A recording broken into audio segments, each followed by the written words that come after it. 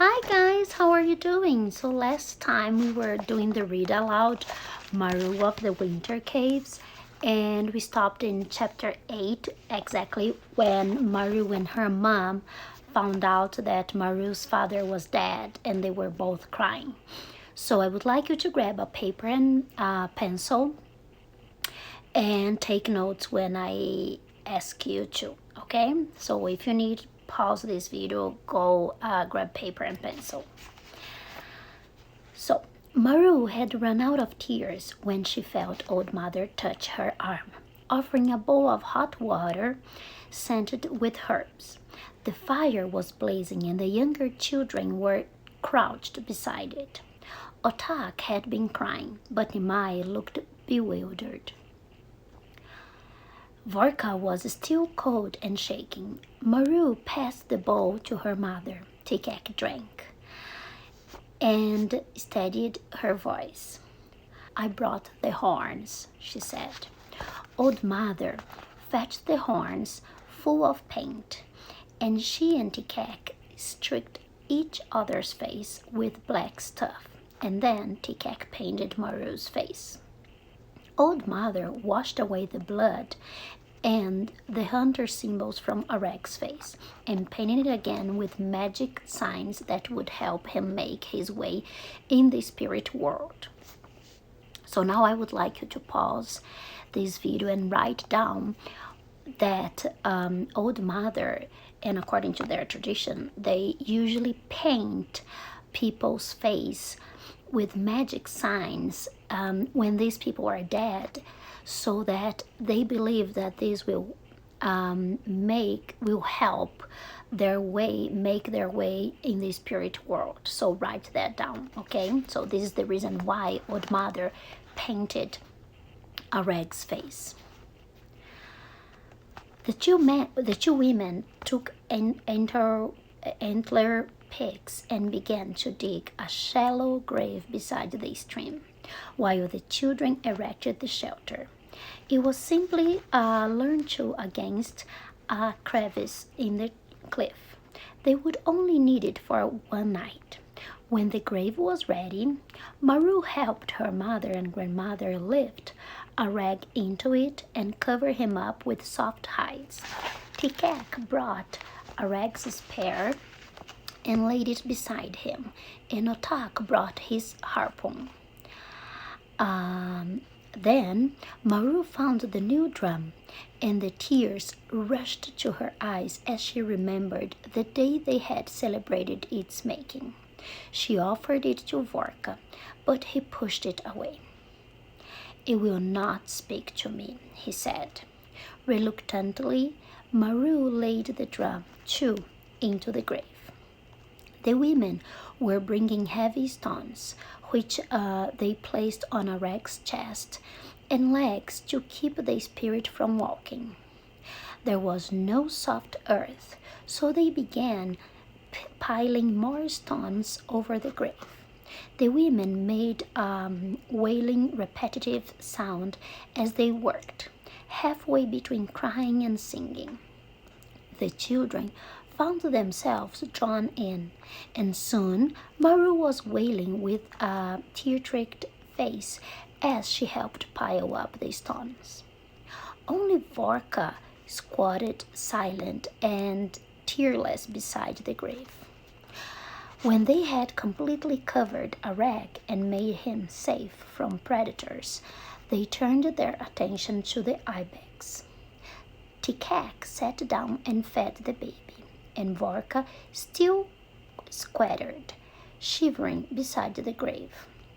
But everything else worked at skinning and cutting up the ibex. Soon there were chunks of meat sizzling on sticks over the fire. Old Mother offered Vorka a bowl of hot blood, but he shook his head. You are the hunter. It is your right, Old Mother insisted. But Vorka only turned away and put his free arm over his face. The women and children shared the blood. Perhaps he will eat later, said Old Mother.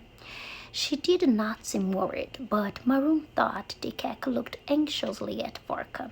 Rival seemed to sense that something was wrong with Vorka. He whimpered around him and licked his face. They spent the rest of that day cooking and eating as much of the meat as they could. It was better to eat than to have to carry it. So now I would like you to stop this video and write that down. What did they do with the ibex that was dead? The answer is they cooked it and they ate it. One, because they were hungry, and two, because it was easier to cook and eat than to carry this huge ibex everywhere. There was no time to cure the skin, but Otak took the beautiful ridged horns to keep, and they used the bigger bones to burn on the fire, cracking them open and laying them with their ends in the flames. Everyone ate until full except Vorka.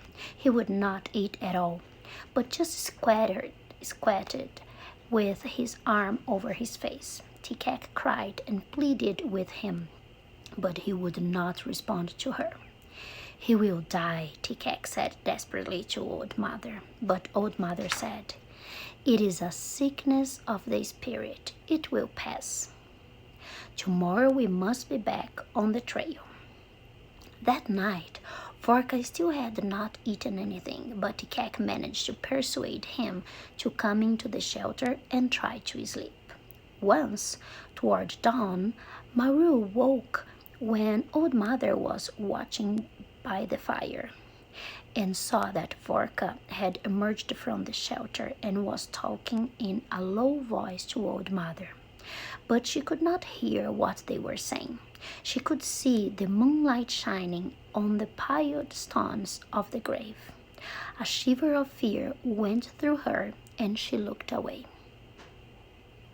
As soon as it was light, they woke and took the shelter down, and Old Mother revived the fire and made drinks. She took some special herbs from her pouch and sprinkled them into the hot water and handed the bowl to Vorka. Maroo was relieved to see him drink. "Is he well now?" she asked Old Mother. "He will recover. He must," Old Mother said. "Was it the rock spirit, do you think," Maroo asked, "that made them fall?" "I don't know," Old Mother said, "but it is good that we are leaving this place. I wish we had never camped here. I wish I had forbidden the hunt." Now I would like you to pause and try to answer, why do you think Old Mother thinks that it was not a good idea to have camped there? Why do you think she regrets camping there?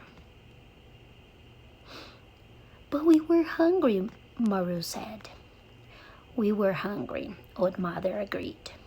Later, as they all clambered up the rocky cliff path with the dog at their heels, Maroo looked back at the lonely mound of stones beside the stream and thought of her father.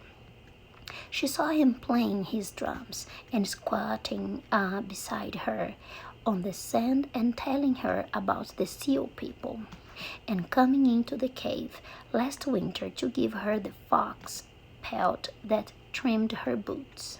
She remembered long ago being carried on his shoulders when she was little like Nimai, and she remembered watching him climb up the rock path with Vorka on his last hunt.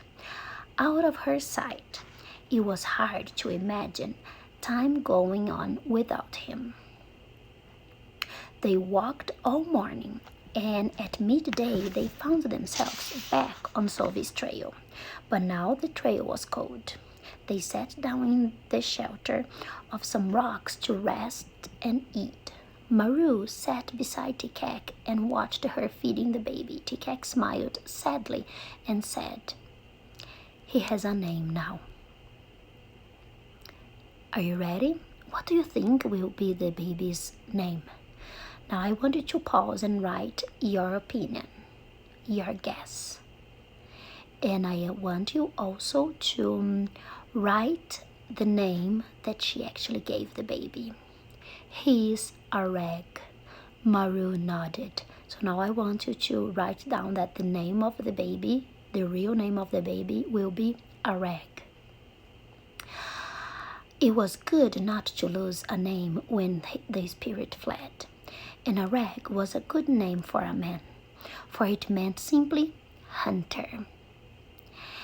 It was then that she realized with a shock that they had no hunter, only a boy and a wounded man whose spirit was sick. I shall have to hunt, she thought, and Rivo will help us. She told her mother of her thoughts, and Tikek smiled and hugged her, but Maroo saw that she was worried. Tomorrow, Tikek said, we must make an offering to the Great Mother and ask for help on our journey. If the snows overtake us, we will not survive. Now, chapter 9. The title of the chapter is No Smoke. Winter seemed far away in the days that followed.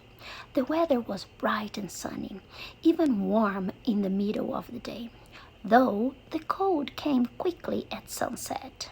They were following the course of a stream down from the mountains. Sometimes, standing on a high point of rock, they could see water leaping down the mountainside, springing from rock to rock in a turmoil of white foam, to join the winding river on the plain below. And there below, like another river, a brown river moving slowly across the plain, were the deer, traveling west like the people. Only there were no other people to be seen. They were still on Sovi's trail, finding his campsites and signals, but the trail grew colder every day. Sovi was moving away faster than they could travel, even when they stood in a high place overlooking the plain and scanned the trail until it disappeared behind the next range of hills. There was no sign of Sovi's group, nor of any other people, and no answering smoke at dusk when they lit their campfire. So the knowledge that they were late gnawed at the back of the adult's mind. The children clambered about the hillsides, searching out grassy patches where mushrooms and toadstools sprang up in big clusters overnight. They filled baskets and made a feast of them, eating handfuls raw of or grilling them on sticks over the fire. The rivers brimmed with fish, and Otak grew more skillful at sparing them. Vorka gradually recovered his spirits and began to eat and talk, but he could not hunt, nor even do much to help put up a shelter. With Vorka's injury and Tikek's tiredness and the demands of the baby, they progressed slowly. They knew that unless Sovi had decided to wait for them, they would not see smoke from another fire until they reached the autumn hunting grounds. He would be unwise to wait for us, Old Mother said. Maroo knew she was right. To survive, one must be ruthless, or risk the loss of many more people. By the time they reached the plain, the weather had changed. The days were gray, and darkness came early. Once a flurry of snowflakes reminded them of the danger they were in. It was as if winter were a giant striding behind them, his shadow already looming. They traveled as fast as they could, stopping only at dusk to eat, and setting off the next day as soon as it was light enough to see. For shelter at night, they used crevices, rocks, and bushes. And one night, they simply scraped a hollow in the ground and huddled under the skins and furs. Last winter, Tikak had made ready for the baby a little fur jacket and hood. Wrapped in this and carried tucked inside her fur jacket, he stayed warm and safe. The deer followed by on either side of the winding river. All day, every day, they passed inexorably along their ancient trail, each animal hooves making a brisk snapping sound that became a greater clamor as the herds passed by. They moved slowly, like the people. They were seeking out mushrooms in the damp places. Vorka watched them in deep frustration. Here was meat for the taking, and he was unable to hunt. Otak and Rivo became hunters of small game. Once, Otak killed a lemming with his sling, and sometimes he speared fish, but more often Rivo would catch hares and marmots to bring them to Otak. Otak always rewarded him with a share of the catch, no matter how small it was or how many people it had to feed. He knew it was worthwhile training the dog to hunt with him. Sometimes Rivo would go off on a hunt of his own, bringing nothing back, yet showing no signs of hunger. Once he disappeared for nearly 2 days, and the children were sure they had lost him. But at dusk on the second day, he trotted into their camp and lay down by the fire as if he had never left it. He knows he belongs to our hearth, Otak said. They were not the only hunters on the move.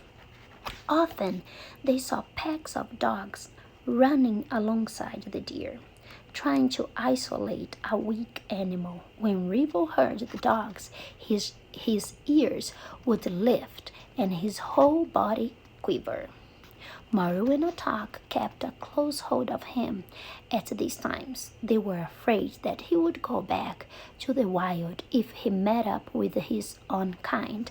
Now I would like you to stop and write your opinion. Do you think he would go back with his own kind, or you think he will stay forever with them? What's your opinion? And we're going to stop here for today.